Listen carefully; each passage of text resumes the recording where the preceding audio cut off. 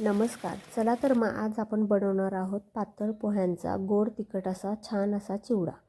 त्याच्यासाठी पोहे लो फ्लेमवर छान असे खुसखुशीत कुरकुरीत होईपर्यंत भाजून घ्यावेत. नंतर शेंगदाणे, खोबरं, ड्रायफ्रूट्स, हिरवी मिरची, कढीपत्ता हे सर्व तेलामध्ये फ्राय करून पोह्यांमध्ये छान असे मिक्स करून घ्यावे.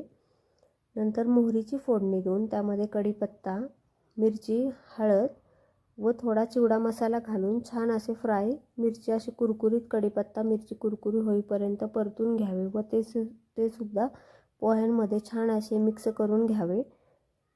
नंतर वरून चवीनुसार आपल्याला जेवढे मीठ हवे आणि पिठी साखर जसे गोड हवे तसे पिठी साखर घालून घ्यावी व छान असे हाताने सर्व मिक्स करून घ्यावे.